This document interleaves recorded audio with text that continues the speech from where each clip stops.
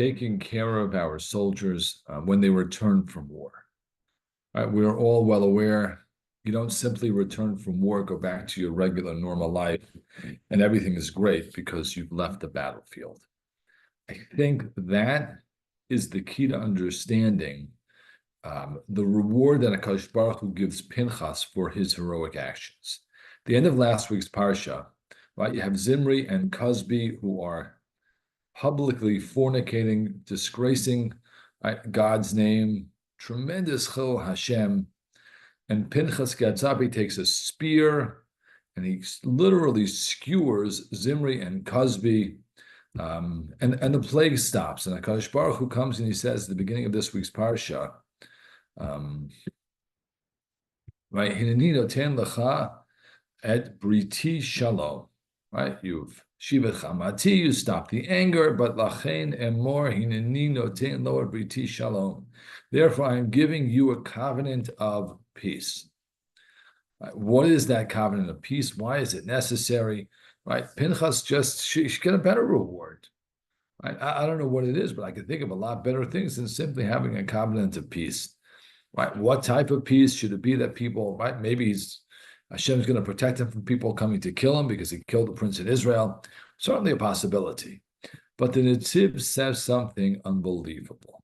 Okay, the Netziv says, and I'll show you two other examples in Chumash, that Pinchas was 100% justified in taking two lives, right? So much so that HaKadosh Baruch Hu comes and he says, right, I give you my seal of approval. What you did was right. 100% no issues. But, says the Netziv, every time you take a human life, even if it is absolutely and completely justified, it leaves a mark on your soul. It has to affect you, right? Unless you're a robot, you take a life, again, even if it is, you're commanded to do it, and you must do it, and it's justified. Nevertheless, it leaves a mark on your neshama. And therefore, the Netziv says, and one of my favorite pieces in the Netziv, Briti Shalom is what we would call internal peace, solace, comfort, the turbulence of the soul caused by the taking of human life. That is at peace, right? Hashem resolves that for Pinchas. That's the gift that he gives him. That's the reward, if you will. That's Briti Shalom. It's not shalom from others. It is shalom within yourself. I think there are two other times, at least in the Chumash, I'm sure there are more, right, where we see that we're afraid not only of dying, but of the impact of having to take somebody's life, even when it is justified. One is when Esav is chasing Yaakov. So it writes, right, Vayira and Vayetzer. There's two different languages of fear. Now, it could just be he was really afraid because Esav was coming to get him. Right? Maybe with 400 people and an army, and he's terrified. But there, one of the commentators says, what is Vayira? Vayetzer? Vayira is, I'm afraid I'm going to die. Right? Vayetzer is, I am afraid I'm going to have to kill Esav. Right? There's a fear of having to kill someone, even though it would be justified. Esav, right? Esav comes to kill you, you have to take him out.